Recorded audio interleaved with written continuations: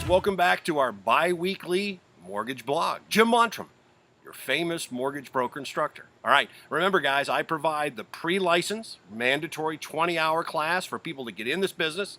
And also, we're coming up on it. I know nobody likes to hear it, but we got to do the 8 hours of CE, and I'm the guy that provides it. I'm sure you've been watching this blog, you've been learning, entertained. Well, hey, the best is yet to come, man. The 8 hours of CE. So again, please call me, guys. I would appreciate it. And I want to say thank you.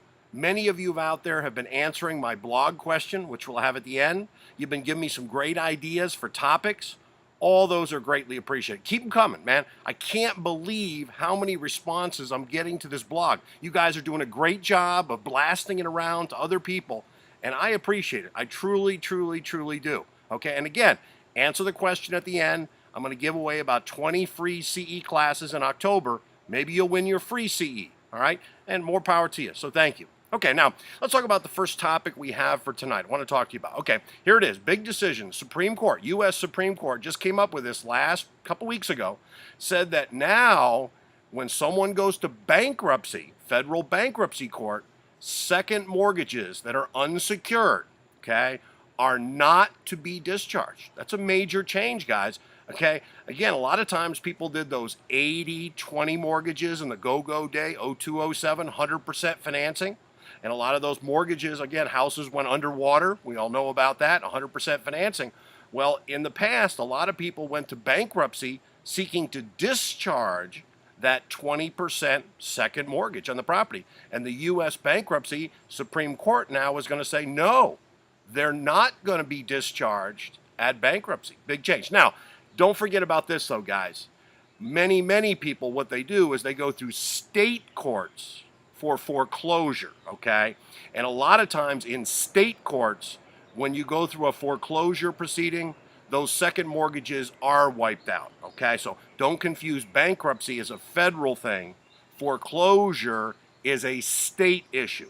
And like I said, many times in state court, those second liens are discharged, basically, or dismissed in a foreclosure proceeding. So don't forget that, okay? Let's talk about topic number 2. All right, in a previous blog, about 2, maybe 4 weeks ago, I talked about, the Obama administration, going to raise what are called G fees. G fees, what's that? Guarantee fee. In other words, that is money that basically Fannie Mae, Freddie Mac charges the bank when they sell, or lenders money when they sell those mortgages to Fannie and Freddie, because Fannie and Freddie insure them. Now, Obama, what a shock, guys. We were going to raise the G fees, revenue, a tax on mortgages, a tax on home ownership. Well, good news to report on this front. Through our efforts, the Industry Mortgage Bankers Association, heavy lobbying, they've decided not to raise those. Now, they're not going to raise them for people that have 80% or higher loan to value on their mortgages, okay, or people with lower credit scores. Now, they have said people with second homes and investment properties will pay a slight higher G fee. Again, you say, well, how does that affect me? Well, Jim, it affects the interest rate on the loan.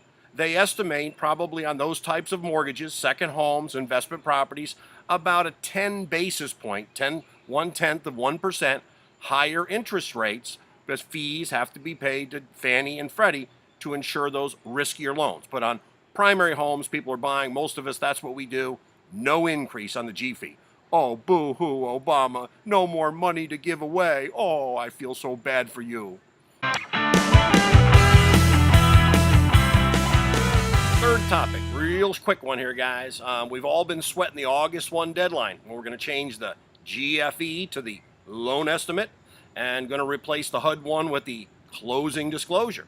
Well, big uproar in the industry. Obviously, about 250 members of Congress wrote letters to CFPB saying, hey, this is a really good idea. Let's change all the forms, major forms for real estate transactions at the height of the real estate season, the summertime, when everybody's moving and buying houses. Great idea, government. What a good timing.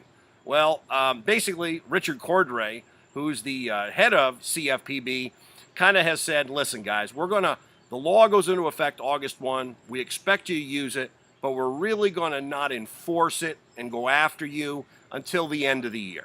Let's give the industry some time. As long as you're making a good faith effort to convert to those forms, again, they realize this is such a big change and such a chaotic time that, they're heavy-handed. And frankly, guys, in my career doing this, whenever laws change, that's not that unusual. The law does change, there's a deadline, but they usually realize that the industry takes some time to absorb the changes and implement. And they don't generally. But again, with CFPB, different animal, they're more aggressive than a lot of the regulators I've seen in my career.